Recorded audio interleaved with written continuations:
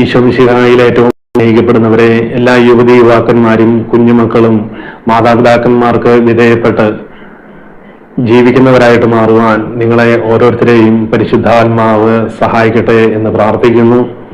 പ്രിയപ്പെട്ടവരെ, ഒരാഴ്ച മുമ്പ് ഒരു കുടുംബത്തില് +1 പഠിക്കുന്ന വിദ്യാർത്ഥി രാത്രിയിൽ താമസിച്ച് വീട്ടിലേക്ക് കയറി വന്നപ്പോൾ അമ്മ ഈ മകനോട് ചോദിച്ചു, നീ എന്താ ഇത്ര താമസിച്ചു വന്നത്, നിനക്ക് പഠിക്കാനൊന്നുമില്ലേ എന്ന് ചോദിക്കുമ്പോൾ ഈ മകൻ മോശമായിട്ടുള്ള തെരുവാക്കുകൾ പറഞ്ഞുകൊണ്ട് ഈ അമ്മയെ ഉപദ്രവിക്കുവാൻ തുടങ്ങി. ഈ അമ്മ അവിടെ നിന്ന് വിങ്ങി പൊട്ടിക്കരഞ്ഞു. അങ്ങനെ ഈ അമ്മയ്ക്ക് വേണ്ടി പ്രാർത്ഥിക്കുമ്പോൾ ഈ അമ്മ പങ്കുവച്ച ഒരു കാര്യമാണ്, എന്നോട് ദൈവം എന്തിന് ഇങ്ങനെ ചെയ്തു എന്ന്. പല മാതാപിതാക്കന്മാരും പറയുന്ന ഒരു കാര്യമാണ്, മക്കള് ചില പ്രതിസന്ധികളും പ്രശ്നങ്ങളിലും ഒക്കെ പെടുമ്പോൾ, അല്ലെ മദ്യത്തിനും മയക്കുമരുന്നിനും കഞ്ചാവിനേക്ക് അഡിക്റ്റ് ആകുമ്പോൾ ഇങ്ങനെ പറയാറുണ്ട്, ദൈവം എന്നോട് എൻ്റെ കുടുംബത്തോട് എന്തിന് ഇങ്ങനെ ചെയ്യുന്നു എന്ന്. പ്രിയപ്പെട്ടവരെ, ഇങ്ങനെ ചിന്തിക്കുന്ന ഏതെങ്കിലും മാതാപിതാക്കന്മാരുണ്ടെങ്കിൽ നമ്മൾ പുതിയ നിയമത്തിലെ 2 അമ്മമാരെ പരിചയപ്പെടുന്നുണ്ട്. ഒന്ന് സ്നാപയോഹന്നാന്റെ അമ്മയായ എലിസബത്തിനെയും ഈശോയുടെയും നമ്മുടെയും അമ്മയായ പരിശുദ്ധ അമ്മയെയും.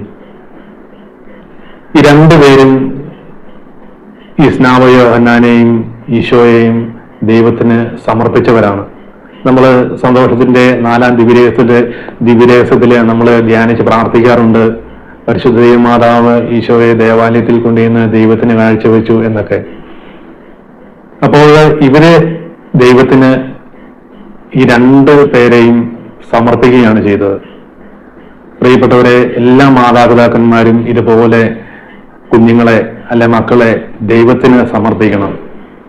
ജെറമിയ പ്രവാചകന്റെ പുസ്തകം 29-ാം അധ്യായം 11-ാം വാക്യത്തില് ഇപ്രകാരം വചനം പറയുന്നുണ്ട്, എനിക്ക് നിങ്ങളെ പറ്റിയൊരു പദ്ധതിയുണ്ട്, നിങ്ങളുടെ നാശത്തിനുള്ള പദ്ധതിയല്ല, നിങ്ങളുടെ ക്ഷേമത്തിനും ഐശ്വര്യത്തിനുമുള്ള ഒരു പദ്ധതി ഉണ്ടെന്ന്.